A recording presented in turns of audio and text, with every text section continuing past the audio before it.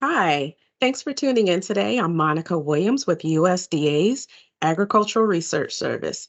Today, we're talking with registered dietitian experts about nutrition misinformation. And they're going to be answering your questions about how to separate fact from fiction in the online social media universe. So, let me get started by introducing our experts, and they can tell you a little bit more about themselves and what they do here at ARS. Courtney, let's begin with you. Great. Hi, Monica. My name is Courtney Thompson, and I'm a registered dietitian working with the USDA National Agricultural Library. There, I'm a technical information specialist focusing on nutrition.gov website. So if you ever go to nutrition.gov, I'm there helping update the site, update pictures and resources. Hi, Monica. Thanks for having us. I work with Courtney, and I'm also a registered dietitian, and I work to manage and curate the resources at the Food and Nutrition Information Center at the library. Well, thank you both. We are live in the comments section. So if you have questions for our experts, go ahead and drop your questions there. James, could you tell us what is nutrition misinformation? Sure. Nutrition misinformation is any kind of information related to food, food safety, diets, health it doesn't have a strong background in science. So because it isn't evidence-based, it might be harmful, or it just doesn't actually have any grounding, it might not have any benefit. So we try to counter misinformation because of the harms with a lot of extreme diets or promotion of certain foods or cutting out certain ingredients when it just isn't necessary, or it may not be helpful for someone's health and well-being. That said, there's a lot of information out there that might sound reasonable, or a lot of times people will promote an idea because maybe they had some success with something and they sincerely believe it. But again, it doesn't have a strong background. So it's not that, although sometimes, but not always, people that say things that are misleading, they may not be trying to mislead someone, but a lot of times they're selling a product or they have an agenda. But again, it makes it really difficult to navigate sometimes. But we do have good resources at the library that are evidence-based, and we do our best to try to help people navigate what can be sometimes complex issues in nutrition. Yeah, that's a good point. So, a lot of people on social media, they claim that you should eat this or try that or don't eat this. How do people know if it's legitimate? Everyone has social media these days. We're on there, we're scrolling, we're seeing tons of information.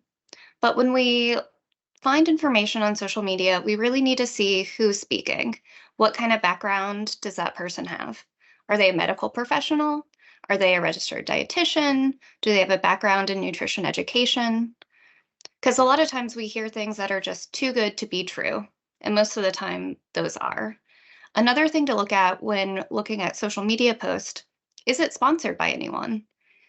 Is this person getting paid? Is this an advertisement that looks like someone just posting? So these are all things that we need to investigate whenever we look at social media posts and knowing if things are true or not. Sometimes people say, oh, if you just keep fats out of your diet, you'll be just fine. So, is that true? And can you explain the different types of fats? So that's something that I get asked a lot as a registered dietitian. Should we be eating fats? Are fats bad for us? And the answer is fats are not bad for us. They're actually part of the three major macronutrients that we eat on a daily basis, including carbohydrates, protein, and our fats. We're actually supposed to get between 20 and 30% of our calories from fats each day. So that means, like, yes, you are supposed to be eating fats in your normal diet. But with that, there are two different main types of fats that you need to look out for. We have the saturated fats. These are going to be solid at room temperature.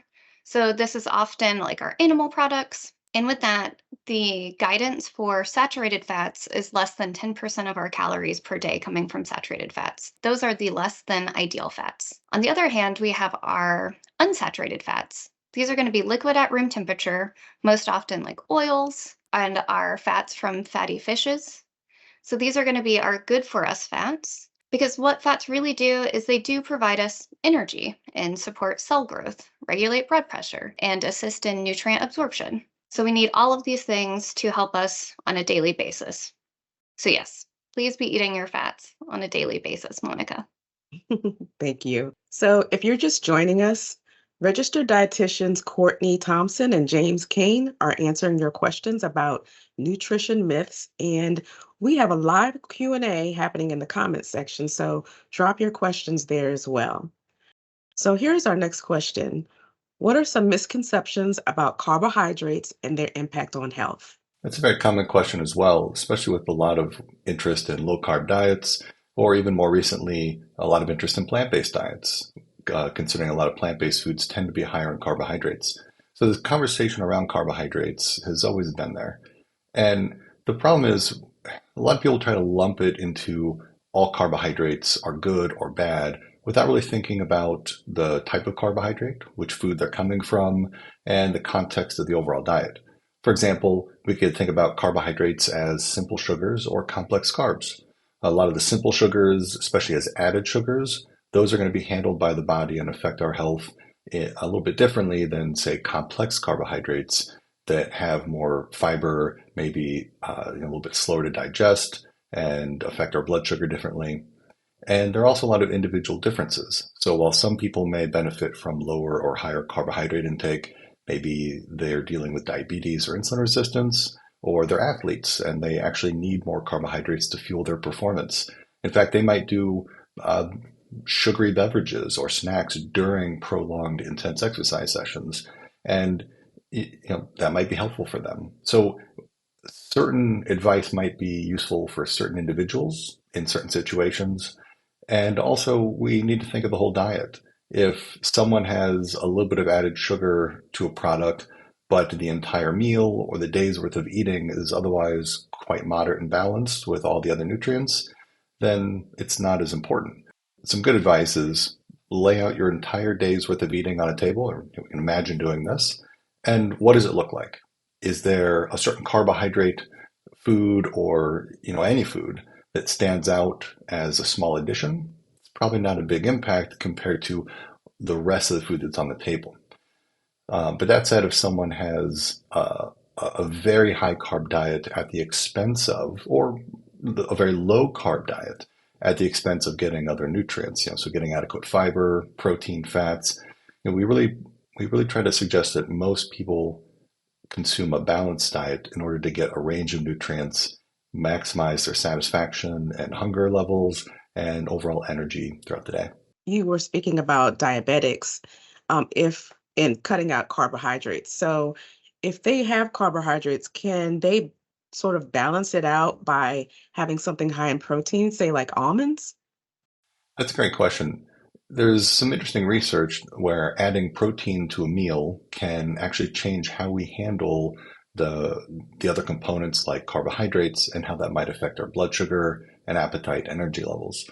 In general, getting an adequate amount of protein in a meal is going to be really helpful. Sometimes we recommend against getting too low protein. For example, a lot of ultra processed foods like potato chips or refined flours and grains tend to lack protein and fiber. And in that case, someone might have a very high carb or high carb and high fat meal and not as much protein. They may find that their energy levels and their hunger isn't what they want it to be in the hours after consuming that meal. But protein can have some benefits to actually, we add protein to a meal. So maybe, adding beans or some meat products, some dairy, something that will have a little bit more of a balanced carb, fat, and protein intake in that meal. It does help both blood sugar, but also our energy and our satisfaction with the meal. Our next question, which is basically what you touched on, but I'll read it anyway. One thing you hear a lot about is eating a high protein diet. Are there benefits in doing that?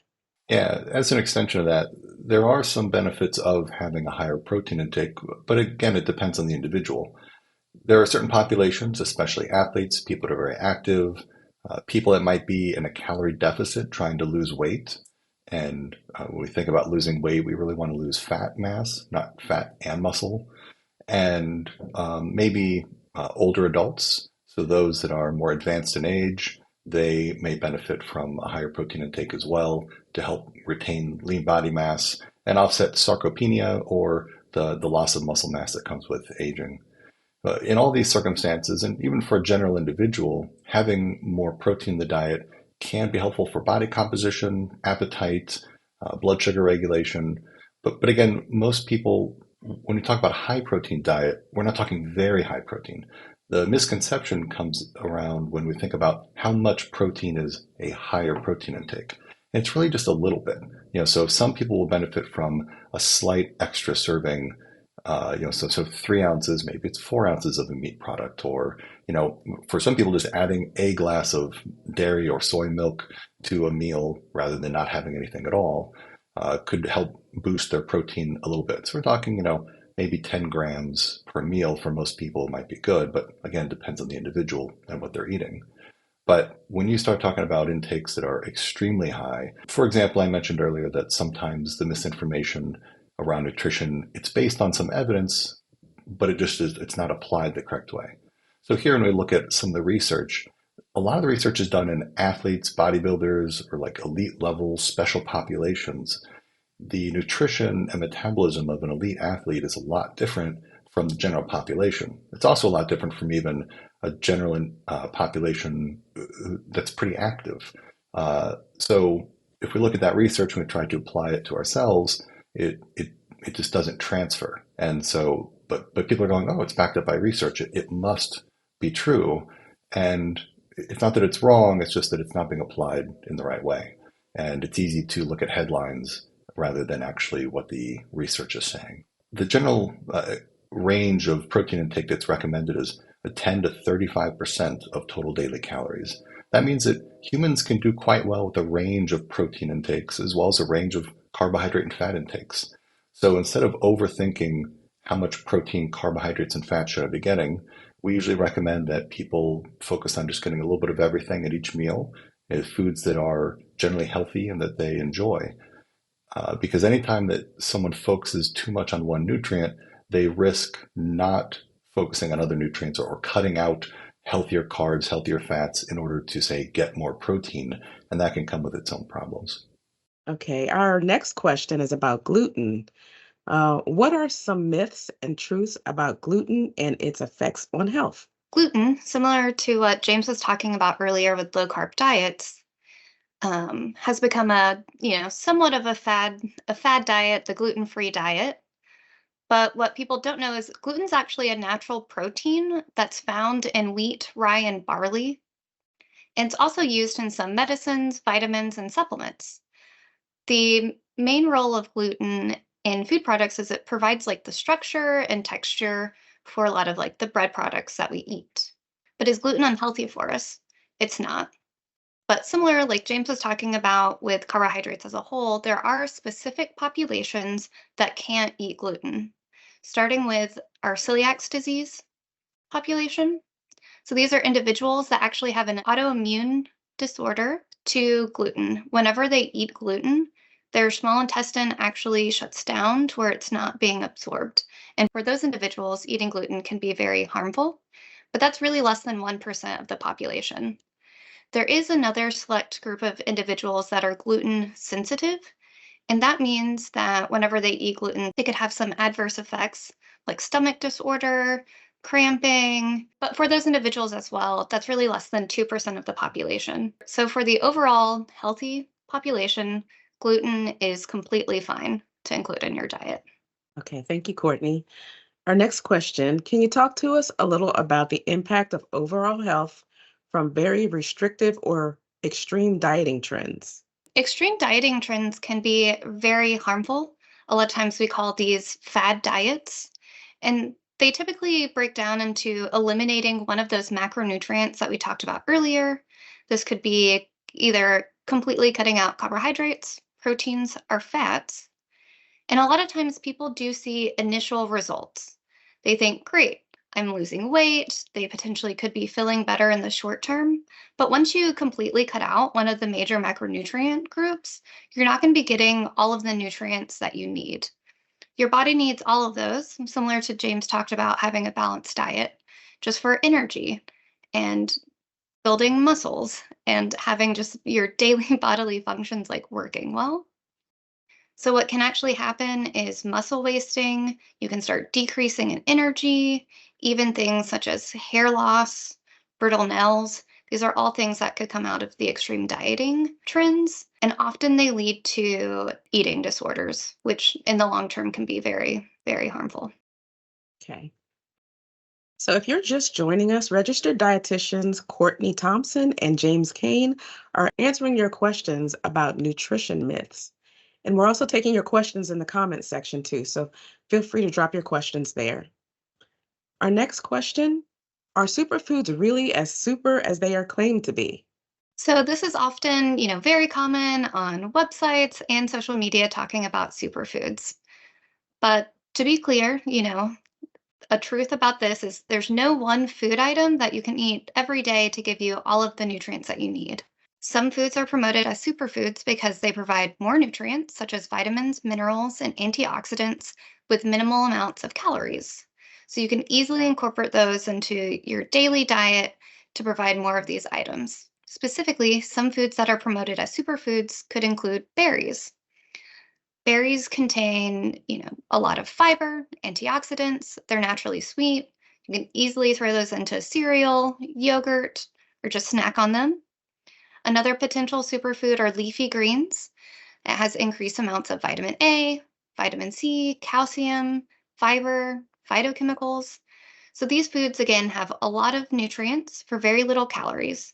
But these are not food items that you can only eat. You still need your balanced diet of other foods, including the carbohydrates, proteins, and fats, like we've been talking about today. This person's asking about vegan and vegetarian diets and if there is nutritional misinformation that surrounds these types of dietary choices. So I'll lump these together and talk about plant-based diets in general.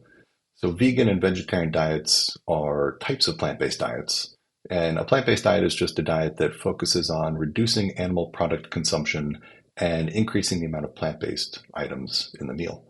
And so vegan diets will cut out all animal products, so no meat, no dairy, no cheese, or derivatives of those products.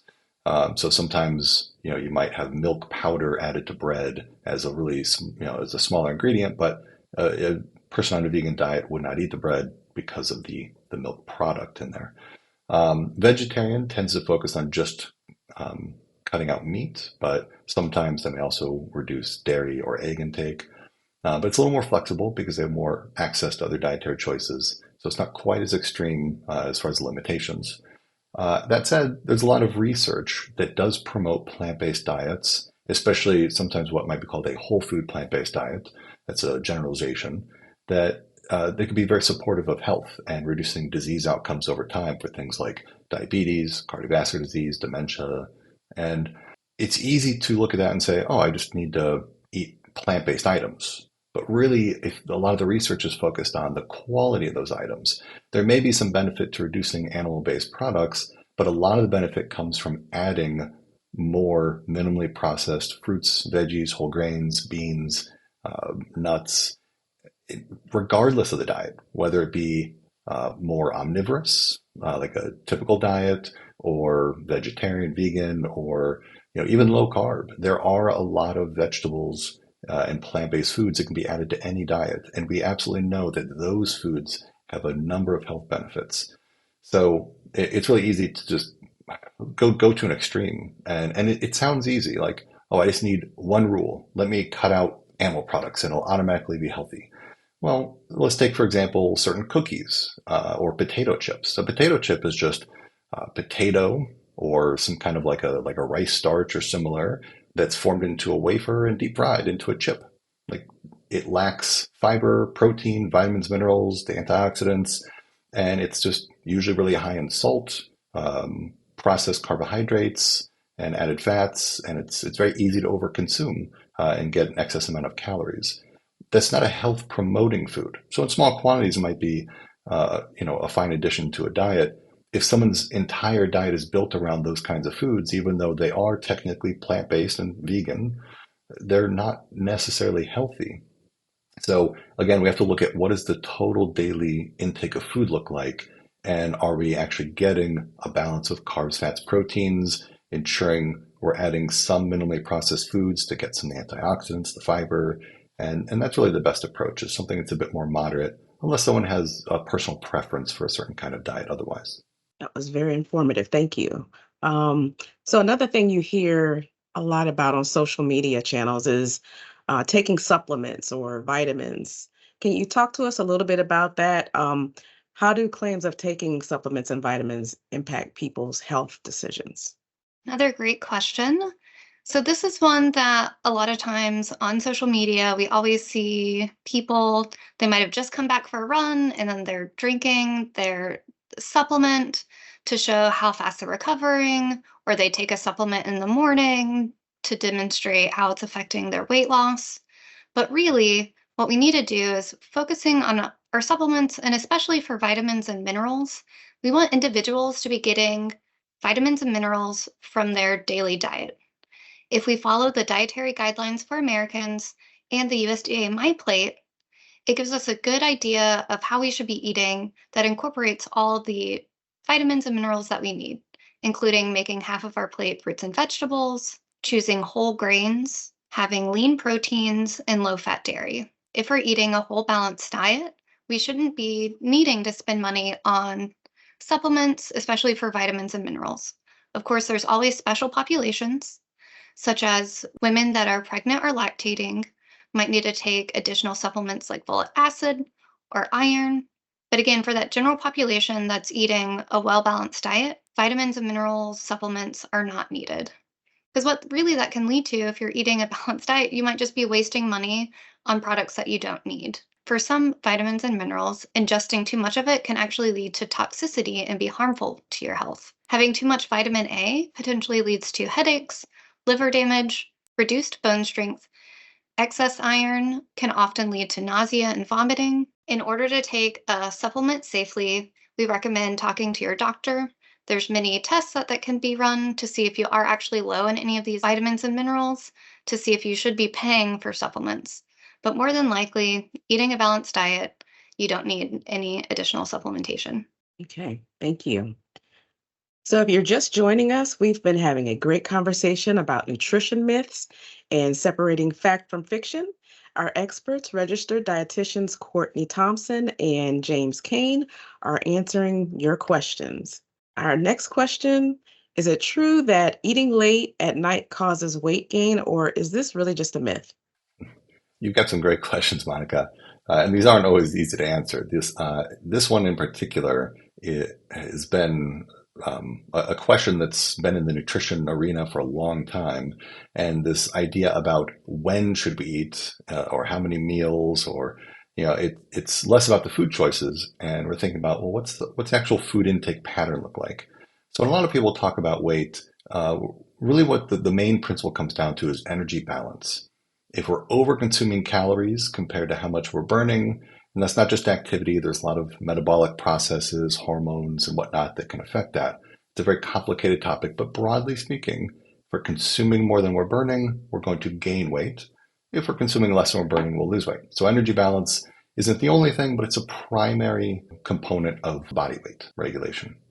So that said, if someone were to eat later at night, the question is, does that lead to consuming more calories than you would otherwise? In and of itself, if I take my calories and I just shift them towards the evening, but I have the same amount of calories, I'm not necessarily going to gain weight just because I'm eating later at night. The problem comes in where a lot of people will eat very late at night. They're not necessarily hungry, they might just be tired and bored, or they have a habit, a routine that whenever I turn on the TV or I'm playing a game or whatever it is, the habit is when I do this at home and I'm relaxing, I eat. And they might be eating just out of habit, then they're not necessarily hungry, or they start having, hey, I got a little urge to eat something, but then they grab a typical snack food that might be very, like what we call hyper palatable, or it's very tasty and easy to overeat. So, for example, ice cream, potato chips, candy, things that are very energy dense, the added salt, sugar, fat, and the processing, they go down very easy and they don't necessarily fill us up. If I sit there with a bag of potato chips and I start eating while I'm zoned out watching something, I'm probably like, when am I going to stop? I'm not thinking about my hunger or my satisfaction. I'm just eating mindlessly. And if someone isn't conscious about their behavior, it's easy to overconsume calories later in the day. So usually what we do if someone has, a problem with late night eating is think about switching to healthier snack items.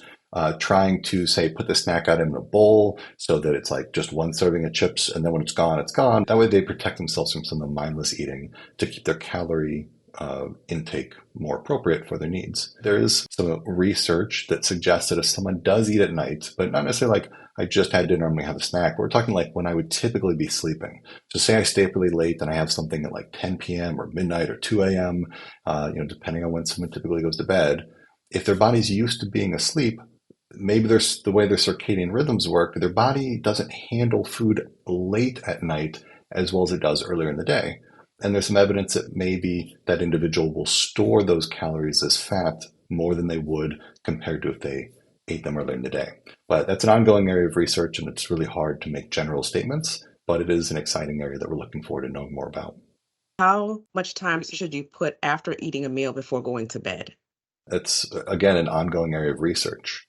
One thing I'll say is we know that people have different chronotypes, or chrono means time. So like, what's our typical body schedule? Some people will wake up early and go to bed early naturally, whereas other people would naturally get up later and go to bed later. And that's just like their natural body's rhythm. And what might be late for one person might not be late for another. So, it's really hard to say like this is the specific time to cut off when to, stop eating.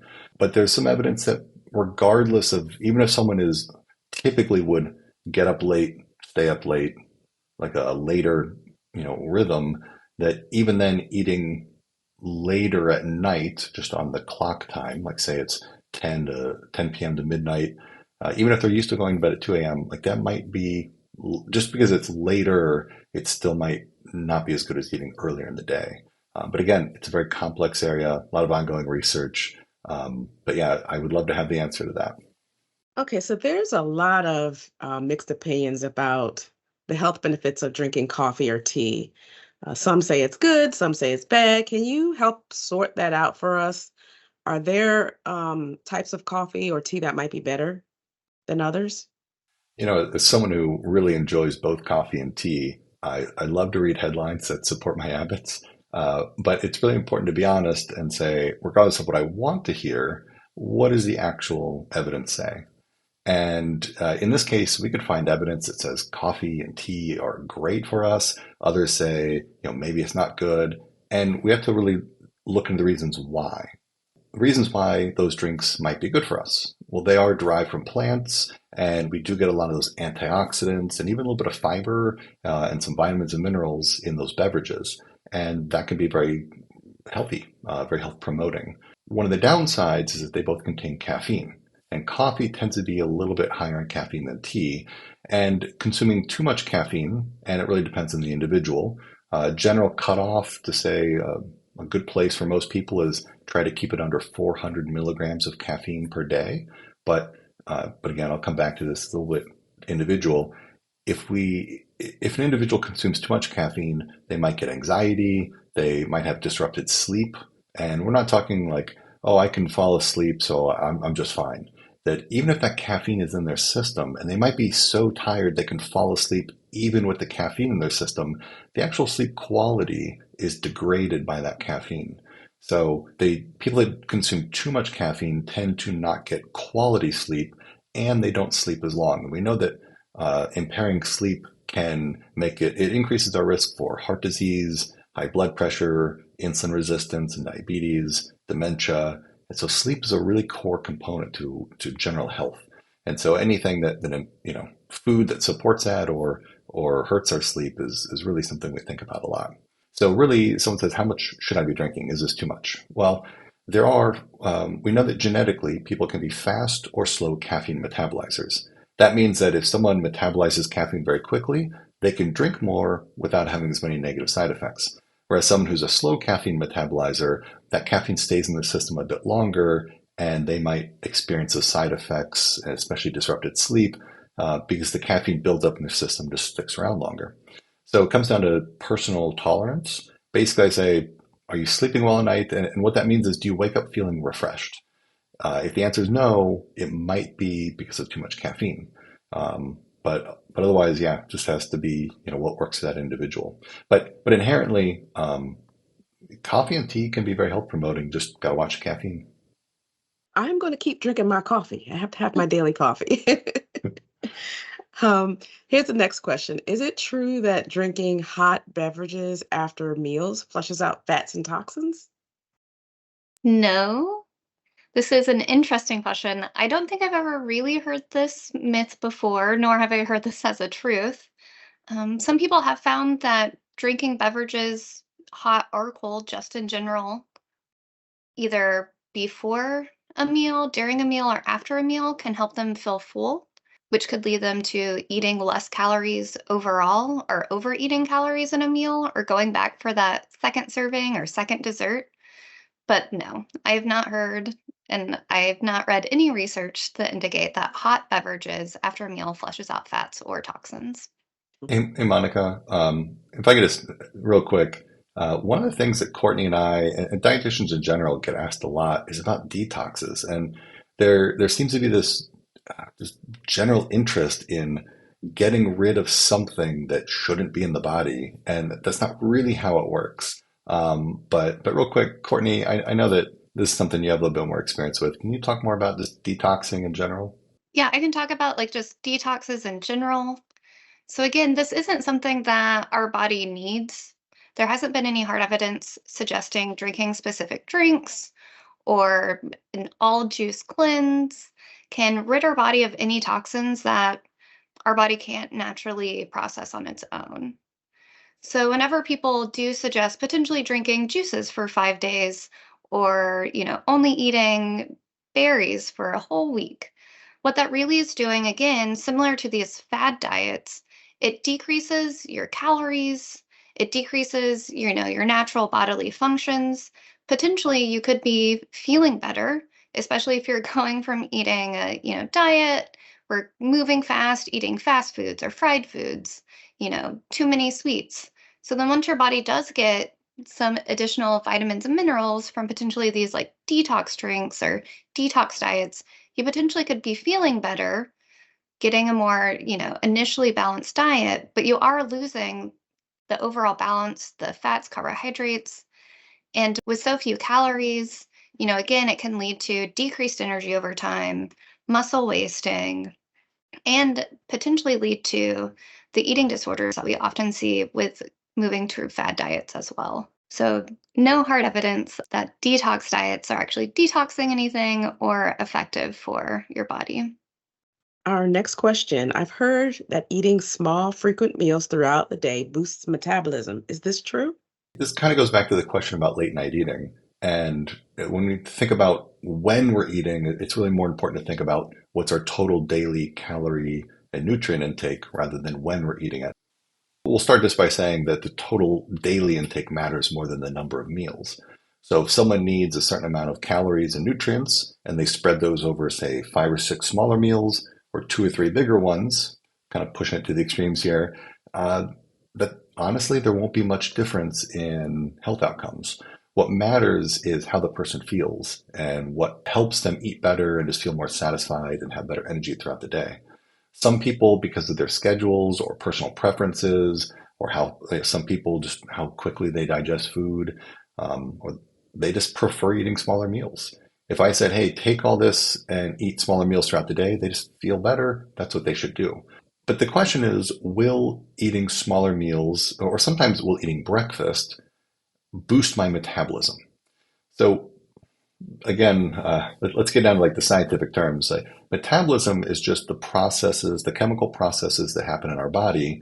And anytime we consume food, our body has to spend some energy to digest it, transport those nutrients throughout the body. And so therefore, eating increases metabolism. It's technically true to say that eating breakfast will boost your metabolism in the morning. Well, technically, eating at any point of the day will increase metabolism after that meal. If you have a small meal, you have a small bump in metabolism.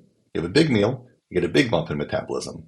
But if I take 5 or 6 smaller meals or 2 or 3 bigger ones, if it's the same total food, there isn't really any benefit to the overall impact on metabolism. But it does sound good that someone might, if I eat breakfast, I'll get some advantage.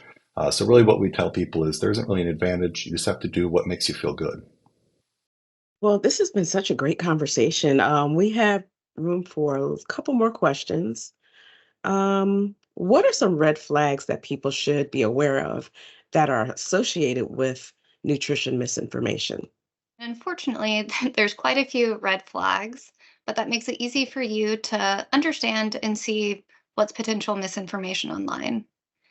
So we always want to be wary of recommendations that offer a quick fix. We all want to be able to eat that one food and have our, perfectly working body, but unfortunately, that's not the case. So there's no one recommendation for a quick fix for anything. Similar to that, be aware of anything promoting a singular food or item. There's no need, and even with those superfoods we talked about earlier, to be only eating one specific food for a week or for a whole month. That's not going to do anything for your body health wise. And unfortunately, if claims are too good to be true, they are too good to be true. There's not, again, that quick fix. There's not going to be one single thing that can completely cure your body and make it the most healthy that it can be. We always want to see where the information is coming from.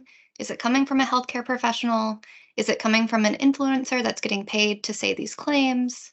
We always want to be leery of claims that suggest there's good foods and bad foods. Most dietitians will tell you that, almost anything in moderation can be fit into a healthy diet, and just anything that's not based on research or science. We want to make sure that all of the claims that we are reading are based in some sort of research. It's been researched with a peer-reviewed journal articles, and it's coming from studies to give us the most accurate information. To your point there, where should people get their nutritional information? So we want to make sure people are getting nutrition information from healthcare professionals, including registered dietitians, also researchers like the ones with the USDA Agricultural Research Services, and also our nutrition education professionals. So whenever you are looking online, maybe stepping away from some social media for a little bit and looking at the web addresses and seeing where the information is coming from on the sites. If anything has a .edu web address, that means it's going to be coming from educational institutions. Likewise, we want to point you towards our .gov, .gov websites, and that's going to be our credible information coming from a variety of sources. Like James and I mentioned earlier, we work for the USDA National Agricultural Library with our Food and Nutrition Information Center and nutrition.gov. And with that, with our .gov sites, you can either find the Food and Nutrition Information Center or nutrition.gov, which has all of our credible nutrition information for either healthcare professionals or the general public. Thank you, Courtney and James, for sharing your expert knowledge and helping us sort out nutrition facts and fiction. Thank you to everyone who joined us today and sent in your questions. And we hope we were able to provide some clarity as you make your nutrition choices that are right for you. If we did not get to your question, be sure to check out our website at ars.usda.gov, where you'll find this video and more valuable resources. If you enjoyed this conversation, check out more Facebook episodes by visiting our ARS Wired section. Thanks for tuning in.